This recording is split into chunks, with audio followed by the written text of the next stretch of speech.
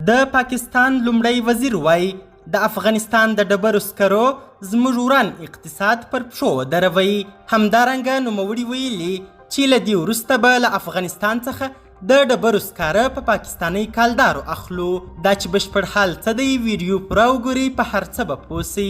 سلامونه قدرمنو لیدونکو، زموږ مشال پریس یوټیوب چینل ته ښه راغلاست. شهباز شریف وایي د افغانستان د ډبرو سکرو په وارداتو مو د اسعارو زیرمو ته ګټه رسېدلې. پاکستان ته د افغانستان د ډبرو سکرو د لیږد له بسیاري صادراتو سره د پاکستان د صدراعظم دفتر په دې اړه خپلو خلکو ته د خپل شړېدلي اقتصاد د رغولو په اړه هیلهمندي ورکړې ده. د شهباز شریف د دفتر په ټویټر پاڼه لیکل سوي دي که له افغانستان څخه د سکرو واردول همداسې دوام ولري نو پاکستان به په کال کې تقریبا 2 میلیارد ډالرو په ارزښت بچت یا په بل عبارت ګټه وکړي او د انرژي اړتیا به په ډیره ارزانه بیه پوره کړي.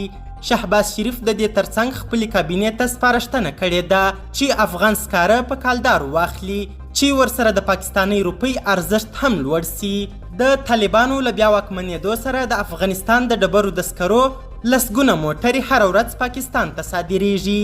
دا په داسې حال کې ده چې افغان سوداګر لا هم شکایت کوي چې د دوی مالونه، تازه میوې او نور سوداګریز توکي پاکستان ته نه پرېښودل کیږي. د طالبانو چارواکو په دې اړه څه نه دي ویلي.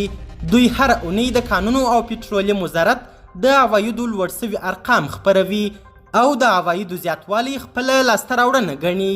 د طالبانو منتقدین بیا دوی تورنوي چې د افغانستان پر کانونو او نورو شتمنیو یې چور لګولی او هر ډول قیمتي او ملي شتمنۍ په نیمه بیه د خپلو شخصي جیبونو او پاکستاني ګټو لپاره لیلاموي او قاچاقوي. طالبانو بیا په دې اړه ادعاوې رد کړي دي. قدرمنو لیدونکو، نړۍ مننه چې ویډیو مو تر آخري شیبو وکتل. د لا زیاتو او نورو لحظه پر لحظه خبري معلومات لپاره زموږ همدغه مشال پریس یوټیوب چینل سبسکرایب کړئ. تر بیا او بلې ویډیو ښه وخت او ښې چارې د الله په امان.